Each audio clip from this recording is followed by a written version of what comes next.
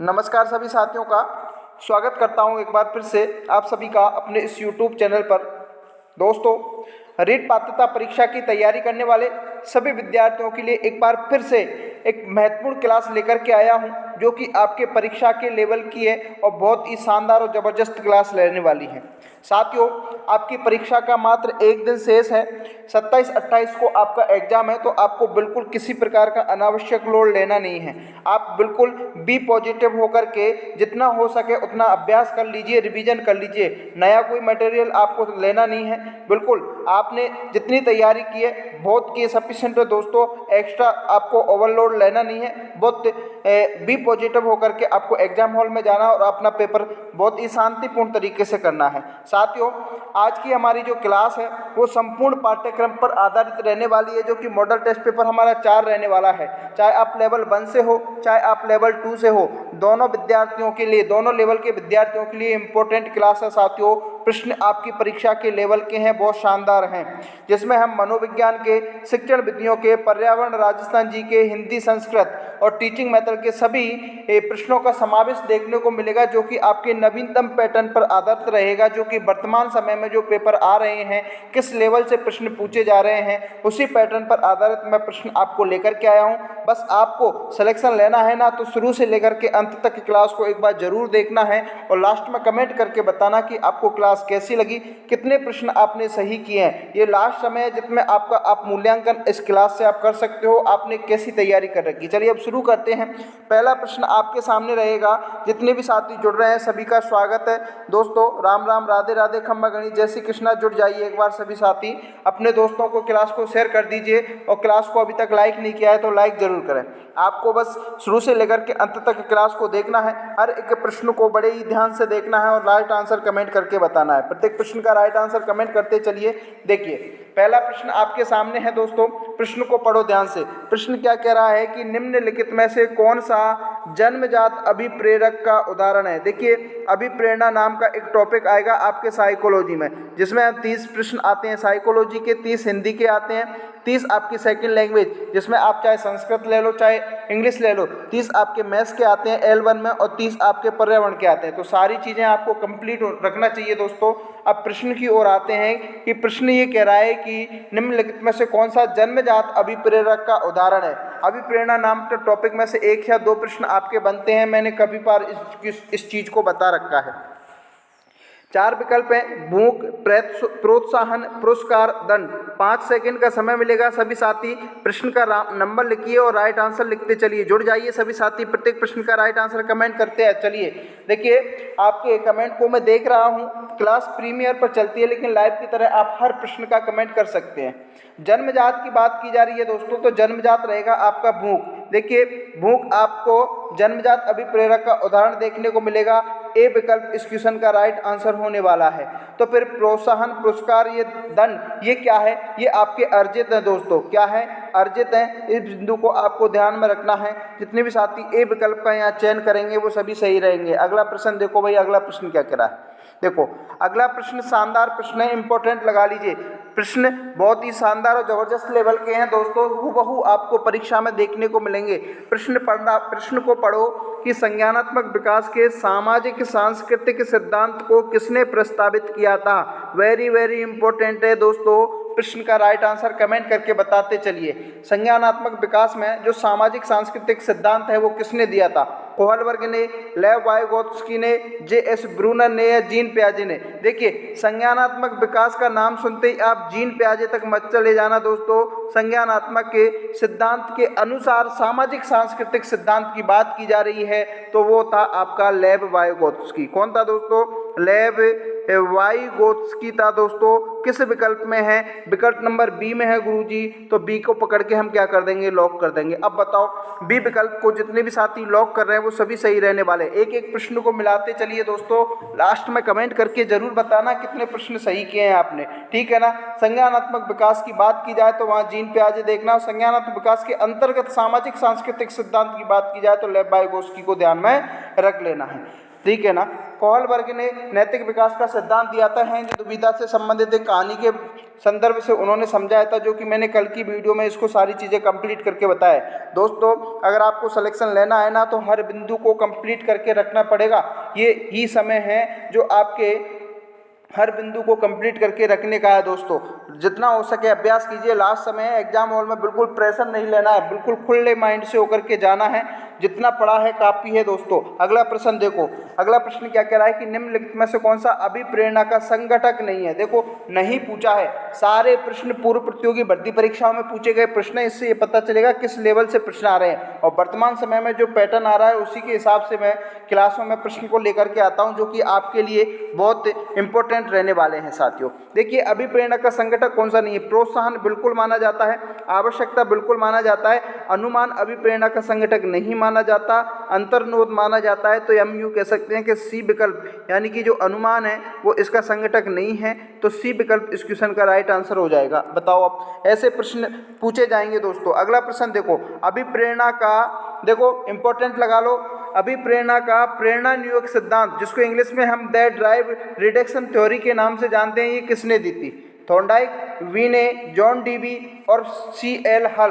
बताओ कमेंट करके बताओ, अभिप्रेरणा न्यूनक जो सिद्धांत है वो आपके सी.एल. हल द्वारा दिया गया था। दोस्तों किसके द्वारा दिया गया था, सी.एल. हल। किस विकल्प में है, डी विकल्प में है गुरुजी। तो डी को पकड़ के क्या कर दो, अरे लॉक कर दो। जितने भी साथी डी विकल्प का चयन करेंगे सभी सही रहेंगे। दोस्तों अब देखो, सूची फर्स्ट को सूची सेकंड से मिलान करना है, ऐसे प्रश्न पूछे जाएंगे। लाइब्रेरियन ग्रेड 3 भर्ती परीक्षा में ऐसा प्रश्न पूछा गया था, 3rd ग्रेड में भी पूछा गया था। L2 मैथ्स साइंस वाले जो विद्यार्थियों का पेपर हुआ था 2022 में, उसमें ये प्रश्न पूछा गया था ऐसे लेवल के, ठीक है ना।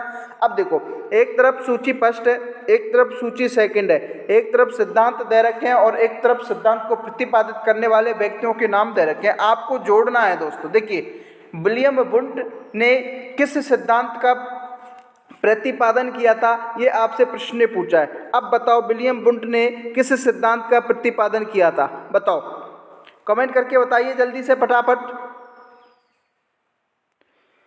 फिर जॉन डीवी ने किस सिद्धांत का प्रतिपादन किया था, सिगमंड फ्राइड ने, बिने ने। देखिए आपको याद होना चाहिए, विलियम वुंट ने मनोविज्ञान की सर्वप्रथम प्रयोगशाला का निर्माण किया था, तो ए में तो आ जाएगा बी। अब देखो एक में बी, सीधा देखो एक में बी किस विकल्प में, एक में बी किस विकल्प में है दोस्तों, तो एक में बी विकल्प नंबर बी में है। बाकी ए कट जाएगा, सी कट जाएगा और डी कट जाएगा, यानी कि हम यूँ श्योर हो सकते हैं कि बी विकल्प इस क्वेश्चन का राइट आंसर होगा। लेकिन हम आगे और बढ़ते हैं। देखो जॉन डीबी की बात करें दोस्तों, तो जॉन डीबी आपके प्राकार्यवाद के जनक माने जाते थे। सिगमंड फ्राइड के बारे में मैंने बताया था कि मनोविश्लेषणात्मक का जो सिद्धांत है वो सिगमंड फ्राइड ने दिया था। किसने दिया था भाई, सिगमंड फ्राइड ने दिया था।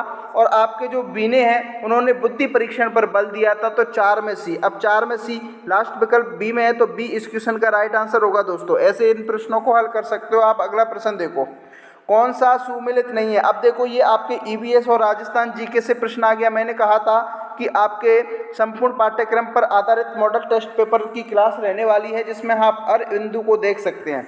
कौन सा सुमेलित नहीं है, देखो एक तरफ आपके जिला दे रखे हैं, एक तरफ आपके शुभंकर दे रखे हैं। और शुभंकर आपके एसएसटी लेवल जो विद्यार्थी हैं L2 में, उनके एक टॉपिक है जिसमें शुभंकर से प्रश्न पूछा जाता है, आपकी मुख्य भर्ती परीक्षा में पूछा जाएगा। देखो भीलवाड़ा का शुभंकर मोर है क्या, बताओ भाई। बिल्कुल सही है भाई, भीलवाड़ा का मोर देखने को मिल जाएगा। चूरू का कृष्ण बिल्कुल सही है। सवाई माधोपुर का शेर गलत हो जाएगा, सवाई माधोपुर का शेर न होकर के बाघ माना जाता है दोस्तों, तो सी विकल्प इस क्वेश्चन का राइट आंसर होगा। जैसलमेर का घोड़ावन बिल्कुल सही है। अब यहाँ पर सी विकल्प को जितने भी साथी चयन कर रहे हैं वो सभी सही रहेंगे दोस्तों। अगला देखो, आपके L1 वाले विद्यार्थी में जो ईवीएस नाम की जो ईवीएस सब्जेक्ट है, जिसमें से आपका एक टॉपिक आता है प्रतीक चिन्ह। कौन सा, प्रतीक चिन्ह नाम का एक टॉपिक है, वहाँ से एक प्रश्न आपका 100% बनेगा। और उसी में से मैं प्रश्न लेकर के आया हूँ कि जो आपका राज्य पशु चिंकारा है उसका वैज्ञानिक नाम क्या है, बताओ। इस प्रश्न को मैं काफ़ी बार करा चुका हूँ। गजेला बैनर्टी, टिकोमेला हंडुलेटा, होमोसेपियंस और प्रोपेसिस सीनेरेरिया। देखिए राज्य पशु आपके 2 माने जाते हैं, एक तो आता है आपका ऊंट और एक आता है आपका चिंकारा। यहाँ पर प्रश्न ने चिंकारा का वैज्ञानिक नाम की बात की है, तो वो आता है आपका गजेला बैनर्टी। क्या आएगा दोस्तों, गजेला बैनर्टी आएगा, ध्यान रखना। ऊंट को आपके राज्य पशु का दर्जा 2014 में दिया था। इस बिंदु को आपको ध्यान में रखना है, 30 जून 2014 को, ठीक है ना। तो ए विकल्प इस क्वेश्चन का राइट आंसर होगा। अगला प्रश्न देखो अगला प्रश्न ऊंट से ही आ गया है कि ऊंट को राजस्थान का राज्य पशु घोषित कब किया गया था। देख, एक हुई थी आपकी घोषणा और एक हुई थी आपकी दर्जा। तो देखिए आपका जो घोषणा है वो 19 सितंबर 2014 को की थी और दर्जा आपके 30 जून 2014 को दिया गया था। इन दो बिंदुओं को आपको कंप्लीट करके रखना। अब प्रश्न क्या पूछ रहा है कि घोषित कब किया गया था, 1994, 1999, 2001, 2014। तो बिल्कुल 2014 में दिया गया था। तो डी विकल्प जितने भी साथी चयन कर रहे हैं वो सभी सही रहने वाले, बिल्कुल सभी का कमेंट आना चाहिए दोस्तों। अगला प्रश्न देखो, अगला प्रश्न क्या कह रहा है। अगला प्रश्न आपकी हस्तकला और चित्रकला में एक टॉपिक आता है ईवीएस में, आपकी कला संस्कृति में से वो प्रश्न यहाँ से पूछा जाएगा। प्रश्न ये कह रहा है कि दाबू प्रिंट के लिए कौन सा स्थान प्रसिद्ध है। बताओ, आपके जो दाबू प्रिंट है उसके लिए कौन सा स्थान प्रसिद्ध है। सांगानेर, आकोला, बालोतरा, बगरू। जल्दी से कमेंट करके बताइए। तो आकोला नाम का एक स्थान है जो दाबू प्रिंट के लिए प्रसिद्ध है। बी विकल्प इस क्वेश्चन का राइट आंसर होगा। अगला देखो भाई, अगला फटाफट से रिवीजन करते चलिए दोस्तों और अपनी तैयारी का आकलन करते चलिए। नमदा के लिए कौन सा स्थान प्रसिद्ध है। बताओ, नमदे के लिए कौन सा स्थान प्रसिद्ध है। सीटी में पूछा गया प्रश्न है। बाड़मेर, टोंक, जयपुर, बीकानेर। कमेंट कर दिए फटाफट से। नमदे के लिए कौन सा स्थान प्रमुख है। प्रश्न का नाम लिखो और राइट आंसर लिखो। देखो, नमदे के लिए आपका टोंक जिला आ जाएगा, जिसको हम नवाबों की नगरी के नाम से जानते हैं। ध्यान रखना, बी विकल्प इस क्वेश्चन का राइट आंसर होगा दोस्तों। अगला देखो, अगला प्रश्न क्या कह रहा है। वेरी वेरी इंपॉर्टेंट क्वेश्चन है दोस्तों। थेवा कला के लिए प्रसिद्ध परिवार कौन सा है। बताओ, थेवा कला के लिए कौन सा परिवार प्रसिद्ध माना जाता है। सोनी, खंडेलवाल, गहलोत, शेखावत। कमेंट कर दीजिए फटाक से। हर प्रश्न का राइट आंसर आपको कमेंट करके बताना चलना है दोस्तों। थेवा कला के लिए आपका सोनी परिवार प्रसिद्ध है दोस्तों। कौन सा परिवार है, सोनी परिवार किस विकल्प में है। बताओ, ए विकल्प में। गुरुजी, ए को पकड़ के हमने क्या कर दिया, लॉक कर दिया। तो आप भी क्या कर दो, लॉक कर दो। अगला देखो भाई, अगला प्रश्न क्या कह रहा है।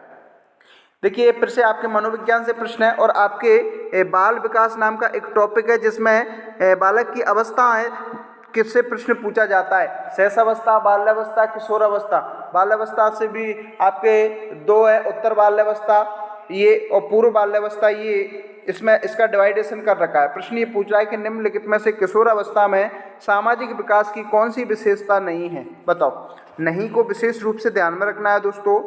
प्रश्न पूछ रहा है कि किशोरावस्था में सामाजिक विकास की कौन सी विशेषता नहीं है। बताओ, समूह में अनुरूपता, मित्रता में समलैंगिकता की प्रवृत्तियां, सामाजिक चेतना और मैत्रिक वफादारी। अब बताओ इस क्वेश्चन का राइट आंसर जल्दी से। 12वें क्वेश्चन का राइट आंसर बताओ।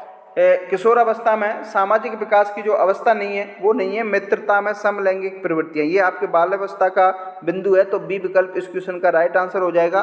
बी को चयन करने वाले सभी साथी सही रहेंगे। अगला देखो भाई, अगला क्या कह रहा है कि निम्नलिखित में से कौन सा विकल्प आंतरिक अभिप्रेरक का उदाहरण नहीं है। देखो, स्कूल लेक्चरर भर्ती परीक्षा में पूछा गया प्रश्न है।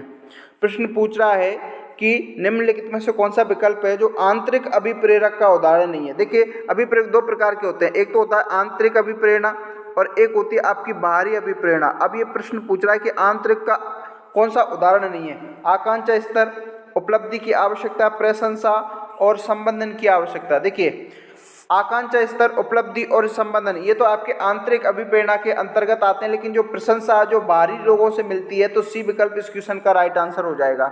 ये बाह्य अभिप्रेरणा के अंतर्गत आता है, ठीक है ना। अगला देखो अगला प्रश्न क्या कह रहा है। संवेगात्मक बुद्धि में से प्रश्न पूछा जाएगा। यहाँ से इस टॉपिक को एक बार नज़र में निकाल के जाना दोस्तों।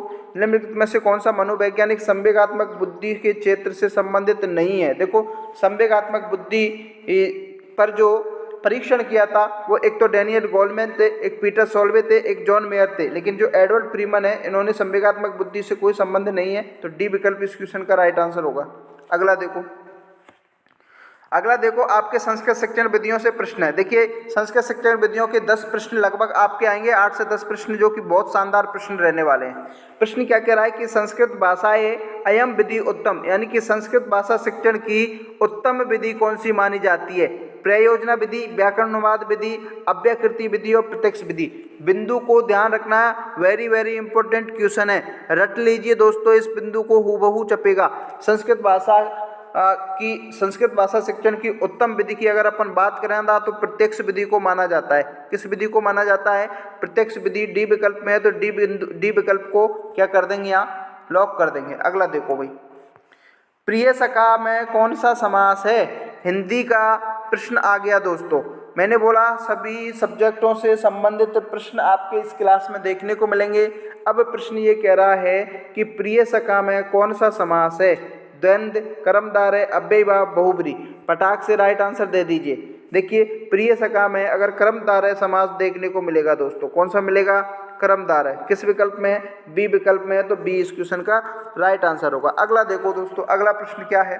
किस समास के सभी पद प्रधान होते हैं? देखो, ऐसा कौन सा समास है जिसके सभी पद प्रधान होंगे? तो वो होगा आपका द्वंद्व, यानी कि इसके दोनों पद प्रधान होते हैं। ए विकल्प इस क्वेश्चन का राइट आंसर होगा। अगला देखो भाई, आनंद मग्न का समास विग्रह क्या होगा? देखिए, आनंद मग्न का समास विग्रह की अगर अपन बात करें दोस्तों तो वो होगा आनंद में डूबा हुआ। क्या होगा?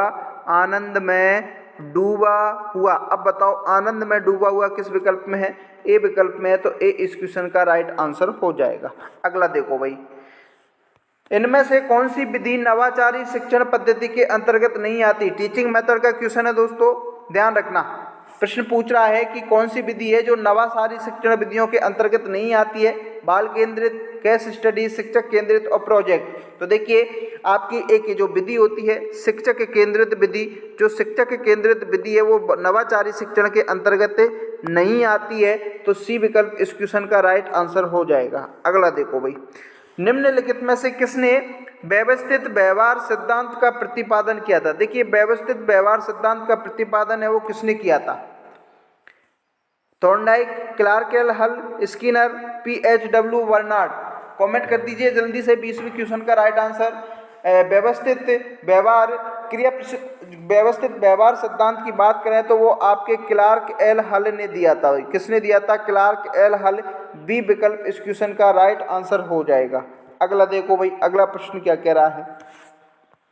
निम्नलिखित में से अभिप्रेरणा चक्र का सही क्रम कौन सा है? बताओ भाई, अभिप्रेरणा चक्र का सही क्रम कौन सा है? देखिए, अभिप्रेरणा चक्र के सही क्रम की बात करें ना दोस्तों तो सबसे पहले आवश्यकता आएगी। क्या आएगी भाई? आवश्यकता आएगी। आवश्यकता के बाद फिर आएगा आपका चालक, और चालक के बाद आएगी आपकी प्रेरणा। अब देख लो, आवश्यकता, चालक और प्रेरणा किस विकल्प में है? आवश्यकता, चालक, प्रेरणा डी विकल्प में है गुरुजी, तो डी को पकड़ के हमने लॉक कर दिया। ये आपका राइट आंसर हो जाएगा। अगला देखो, छोटा किलकिला जिसको हम किंग फिशर के नाम से जानते हैं वो किस जिले का शुभंकर है? बताओ, श्री गंगानगर, हनुमानगढ़, बीकानेर, चूरू। कमेंट कर दीजिए फटाक से राइट आंसर। छोटा किलकिला, किंग फिशर आपके हनुमानगढ़ जिले का शुभंकर माना जाएगा भाई। कौन से जिले का? हनुमानगढ़ जिला। बताओ, बी विकल्प इस क्वेश्चन का राइट आंसर होगा। अगला देखो, अगला प्रश्न, सूची फर्स्ट को सूची सेकंड से मिलाना है दोस्तों। बताओ, एक तरफ आपके राज्य, पशु, पक्षी और पेड़ दे रखे हैं, अब आपको मिलाना है कि कौन सा क्या है। देखिए, चिंकारा की बात करें तो मैंने बताया था कि ये आपका राज्य का राज्य पशु है, यानी कि ए में क्या आ जाएगा? 4 आ जाएगा। अब देखो, ए में 4 किस विकल्प में? ए में 4 किस विकल्प में? एक तो से में है और एक ए में, यानी कि बी विकल्प कट जाएगा, डी विकल्प कट जाएगा। ऐसे प्रश्नों को मैंने काफ़ी बार हल कराया आपको। घोड़ावन की बात करें दोस्तों तो ये क्या है भाई? ये आपके राज्य का राज्य पक्षी है, तो बी में आ जाएगा 3। अब देखो, बी में 3 किस विकल्प में? दोनों में। इसका मतलब आगे और बढ़ना पड़ेगा। केजड़ी की बात करें तो ये आपका राज्य वृक्ष है, और राज्य वृक्ष केजड़ी को हरियाणवी और पंजाबी भाषा में जांटी के नाम से जानते हैं, तो से में आ जाएगा 1। अब देखो, से में 1 किस विकल्प में है? से में 1 विकल्प नंबर ए में है, तो ए इस क्वेश्चन का सीधा राइट आंसर हो जाएगा। इसमें आपको किसी भी प्रकार की परेशानी नहीं होना चाहिए। और मोर है जो आपका राष्ट्रीय पक्षी है दोस्तों। कौन है? राष्ट्रीय पक्षी है, तो डी में आ जाएगा 2। ठीक है ना? तो ऐसे इन प्रश्नों को हल कर सकते हैं। ए विकल्प इस क्वेश्चन का राइट आंसर होगा। अगला देखो भाई,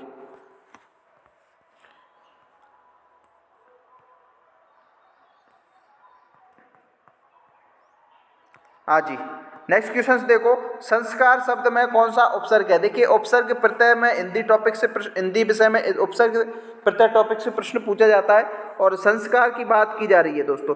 संस्कार में सम तो क्या हो जाएगा भाई? उपसर्ग हो जाएगा। क्या हो जाएगा? उपसर्ग हो जाएगा। तो सी विकल्प इस क्वेश्चन का राइट आंसर हो जाएगा। अगला देखो, वासुदेव शब्द में प्रत्यय, देखो प्रत्यय को भी शब्दांश शब्द के अंत में शब्दांश जुड़ते हैं और उसके अर्थ में परिवर्तन कर देते हैं, वो प्रत्यय कहलाते हैं। और वासुदेव की बात करें तो वसुदेव धन है, यानी कि वसुदेव धन है। अब आप बताओ वासुदेव में कौन सा प्रत्यय होगा? 25वें क्वेश्चन का राइट आंसर बताओ।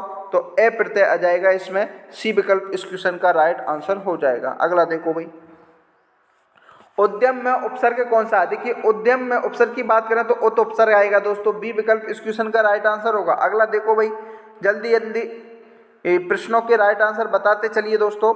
अगला प्रश्न कह रहा है कि कक्षा में बालक के पिछड़ेपन का कारण क्या है? देखो एक बालक कक्षा में पिछड़ रहा है तो आपको उसका कारण क्या हो सकता है उसके बारे में जानकारी लगाना है। क्या बालक मेधावी होता है, बालक नटखट, बालक में हीन भावना होना, या बालक के प्रारब्ध का कारण? देखिए इसमें से सबसे उपयुक्त विकल्प का चयन करना पड़ता है।